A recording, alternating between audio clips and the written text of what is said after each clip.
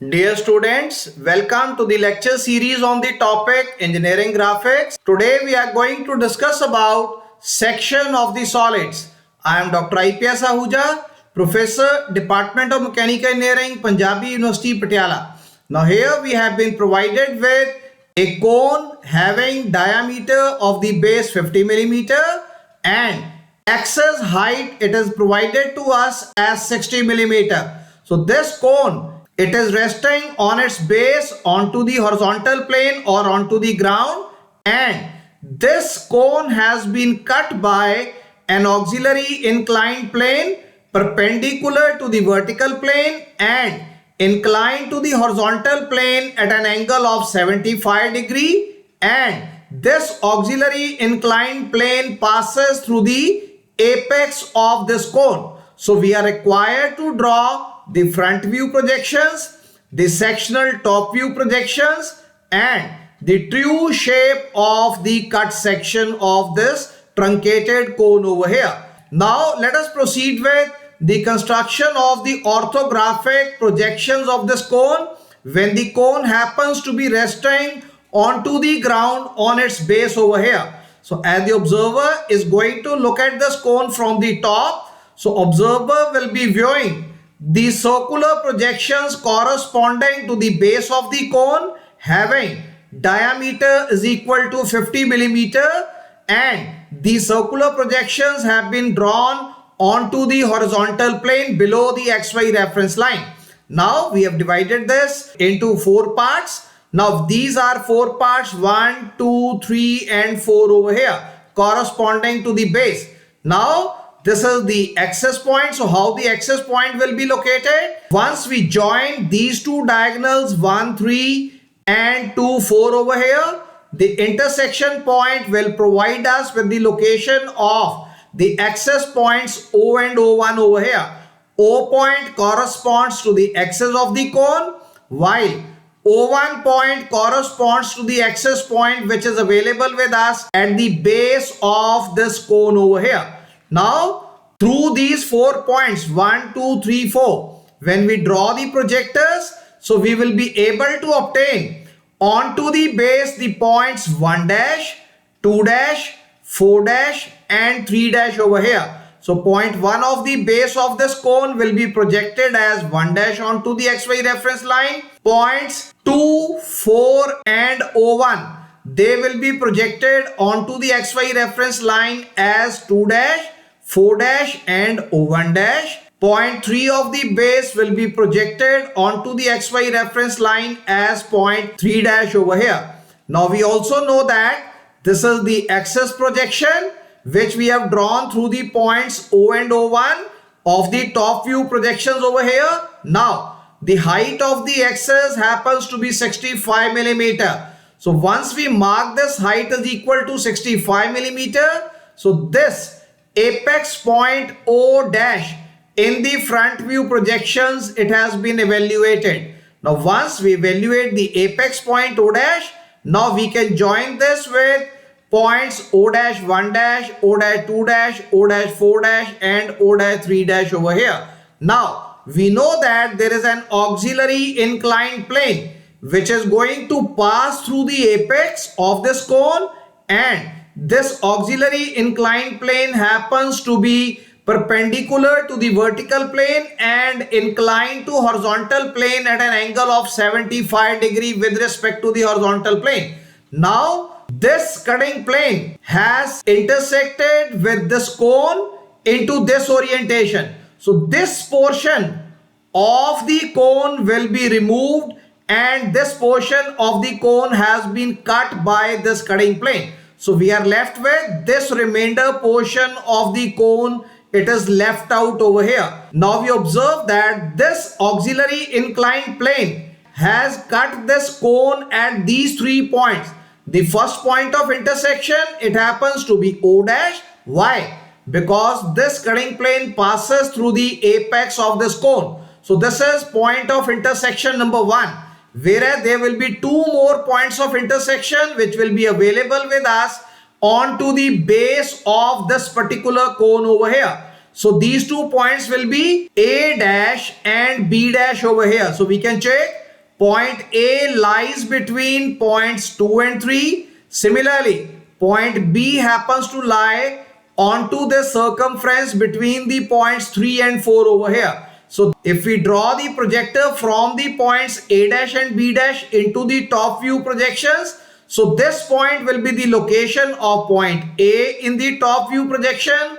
This point will be the location of point B in the top view projection over here. So this way, if we are going to look at this cut section, this is the cut section of the cone which is visible to us from the top view projection over here. So as the observer is going to look at this cone from the top, so this cut section, because it is available at a steep angle of 75 degree, so this long cut section will be observed as a very narrow cut section in the form of O, A and B. So this triangular projection will be the top view apparent shape projection of the cut section which is visible to the observer into the top view projection over here. So this way, the sectional top view of the cut section which represents the apparent shape projections corresponding to the cut section which is available over here in the form of O dash, A dash and B dash into the front view projection. So this has been obtained over here. Now the remainder solid we can join. So we can see this portion is the remainder portion of the cone which is available with us. So this portion has been discarded or removed after the cone has been cut by this auxiliary inclined plane at an angle of 75 degree with respect to the horizontal plane. Similarly, in the front view projections, this portion of the cone has been removed. So we are left with the remainder portion of the cone which has been drawn with the help of blue color over here. So this is the remainder portion of the cone which is left out. Now we have been able to obtain the front view projections of the truncated cone. We have been able to obtain the sectional top view apparent shape projections of this cut section into the top view projections, and now we are required to obtain the true shape projections corresponding to the sectioned cut surface over here. So we know that the edge view of this sectioned cut surface happens to be O dash, A dash and B dash. Now we are required to draw an auxiliary inclined plane which will be AIP X1 Y1, which has to be drawn parallel to this cutting plane over here. Now with respect to the sectioned surface or the cutting plane, we have drawn a parallel auxiliary inclined plane X1 Y1. Now since the cut section happens to be parallel to this AIP X1 Y1, so the projections drawn through the points O dash, A dash and B dash onto this auxiliary inclined plane, they will be providing us with the true shape of the cut section onto the auxiliary plan view, which will be obtained onto this AIP X1 Y1. So now what we have done, through these 3 points O dash, A dash and B dash, we have drawn the vertical projections onto the AIP X1 Y1. Now we are going to measure the distance of these 3 points, that is point O distance from the XY reference line, point A distance from the XY reference line and point B distance from the XY reference line.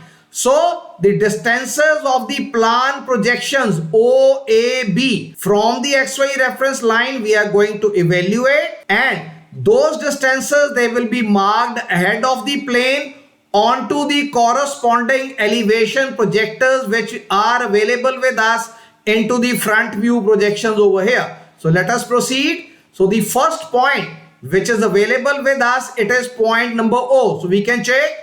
This is the distance of point O from the XY reference line which we have evaluated over here.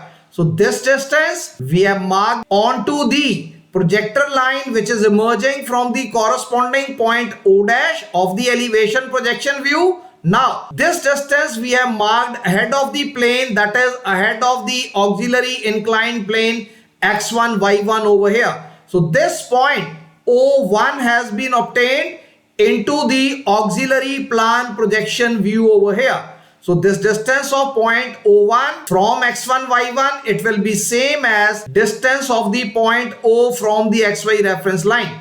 Now the next point available with us, this point is point B. So we can check. We have marked this distance of point B from the XY reference line. So onto the projector line, which is emerging from the point B dash, onto this projector line, ahead of the plane, same distance has been marked corresponding to this point B. So this distance of point B from XY reference line has been appropriately marked onto the projector line emerging from B dash, and we obtain the point B1 into the auxiliary plan projection view. And the last point available over here is A. So from the XY reference line, we have measured the distance of the point A, and this distance we have to provide or transform onto the projector line which is emerging from the point A dash of the elevation projection view. Now this distance we are going to mark over here ahead of the plane. We have to mark this distance over here onto this projector line ahead of the plane. So the distance of point A1 from the auxiliary inclined plane x1, y1, this will be equal to the distance of point A from the xy reference line in the plan projection view. So here all the 3 points corresponding to the plan projection view, they have been obtained. And once we join these 3 points O1, A1 and B1, so the true shape projections corresponding to this cut section we have been appropriately able to obtain onto the auxiliary inclined plane which had been drawn parallel to this cut section or parallel to this auxiliary inclined plane which was cutting the solid or the cone at an angle of 75 degrees with respect to the horizontal plane. So this way we have been able to obtain the front view projections, the top view projections of the truncated cone over here. Besides this, we have also evaluated the section top view or the apparent shape projections of this cut section into the top view projections, and finally we have evaluated the true shape projections of this cut section onto auxiliary inclined plane which had been drawn parallel to this cut section. So this is all for today. So I hope that through this discussion you would have understood about the procedure to evaluate front view, sectional top view and the true shape projections of the cut section when the cone or the solid has been cut by an auxiliary inclined plane. So we will be continuing with further discussion regarding few more illustrative cases of the sections of the solids in the coming lectures. So thank you very much. Thanks a lot.